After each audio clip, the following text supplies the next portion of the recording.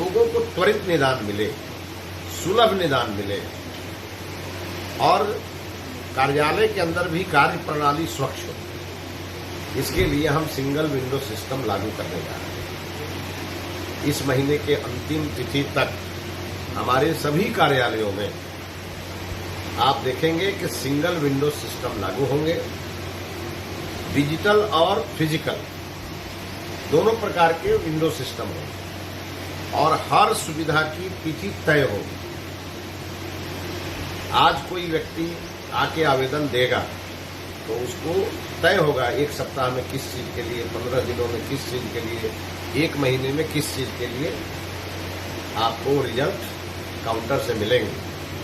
नीतीश कुमार जी ने एक आरटीपीएस शुरू किया था, क्या आप इसको आरटीपीएस से जोड़ेंगे? बिल्कुल, और इसका पूरा डिजिटल ट्रैकिंग कराएंगे और इसलिए लोगों को सुविधा मिले, परेशानी नहीं हो, भ्रष्टाचार रूपी राक्षस हमारे कार्यालय से दूर हो जाए, अगर कहीं है भी तो वो पूरी तरह हो जाए, साफ सुथरी शिक्षा व्यवस्था आगे बढ़े, इसके लिए हम पूरी तरह कटिबद्ध हैं।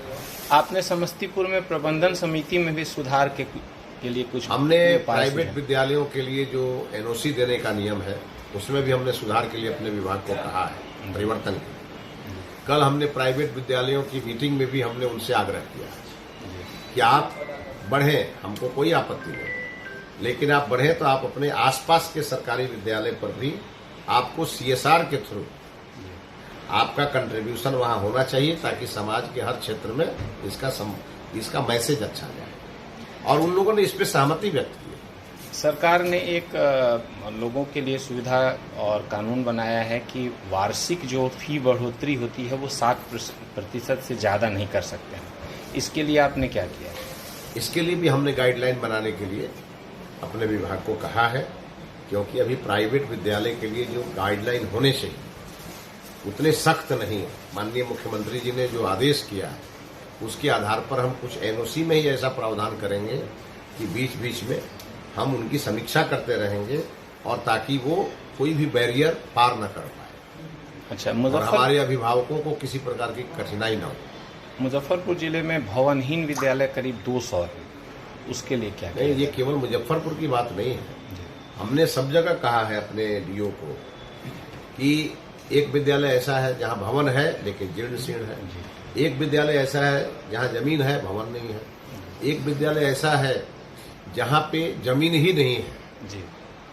तो इस प्रकार के पूरे विद्यालयों की सूची हमने मंगाने के लिए अपने विभाग को कहा है कि मंगा लीजिए और उसको लेकर के कुछ सरकार से करेंगे, कुछ सीएसआर से करेंगे, कुछ हमारे जनप्रतिनिधि जो हैं, एमएलए हैं, एमपी हैं, एमएलसी हैं, इन लोगों से आग्रह करेंगे। हम प्रयास करेंगे कि ज्यादा से ज्यादा इंफ्रास्ट्रक्चर शिक्षा के क्षेत्र में डेवलप हो। तो समय हो गया, मतलब कुछ आप बहुत जगह आप घूम भी लिए, अभी तक क्या सबसे बड़ी चुनौती आपको लगी कि हाँ ये समस्या है, इसका समाधान? देखिए, पहले तो मैंने पहले दिन ही कहा कि कागजों में उलझा हुआ विभाग है, इसको कागज से बाहर निकालना। नोटिफिकेशन पर नोटिफिकेशन, ये एक समस्या की सबसे बड़ी जड़ है और इसके कारण जो हमारे विभाग के कर्मचारी हैं वो भी उलझ जाते हैं और लोगों को भी उलझा देते हैं। तो हमने अपने विभाग को कहा है कि स्मार्ट लेटर निकालिए। अगर 25 चिट्ठी एक ही चीज के लिए निकली है तो 25 को निष्प्रभावी करके एक चिट्ठी निकालिए ताकि वो सबके पास रहे और उनको मालूम रहे कि इस काम के लिए क्या नियम है, फिर दूसरा रेफरेंस उसमें नहीं आना चाहिए। तो ऐसा हम प्रयास करने जा रहे हैं। सर्व शिक्षा है तो सुलभ हो। उच्च शिक्षा की भी बड़ी समस्या है, जैसे कि राज्य के विश्वविद्यालय है, वो उच्च शिक्षा का काम उच्च शिक्षा मंत्री जी देख रहे हैं और साथ में हमारे जितने भी कुलाधिपति हैं हमारे बिहार के, महामहिम राज्यपाल जी, वो खुद इसको देखते हैं। वो मेरा विषय भी नहीं है और मेरे सामने जो विषय आता है उसको हम सीधे वहां भेजते हैं।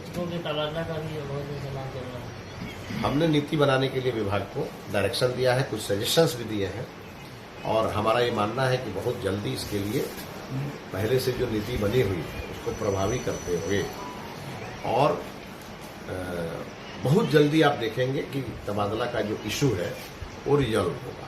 प्रखंडों में मॉडल स्कूल खोलने की बात थी। हाँ, माननीय मुख्यमंत्री जी ने इसका ऐलान किया है और हमारे जो प्रखंडों में मॉडल स्कूल है वो आप देखेंगे आने वाले कुछ साल के अंदर छात्रों में कंपटीशन का भाव आएगा कि उसी विद्यालय में एडमिशन हमारा हो। इसके लिए उनकी अपनी गुणवत्ता कैसे बढ़े, उसके लिए बाकी स्कूलों में अपनी गुणवत्ता के लिए मेहनत करेंगे और तब जाकर के मॉडल स्कूल में उनका एडमिशन होगा। ये कंपटीशन का भाव आएगा और हम तो इस सोच के हैं कि जो हमारे अच्छे शिक्षक हैं उनको इंसेंटिव भी देंगे।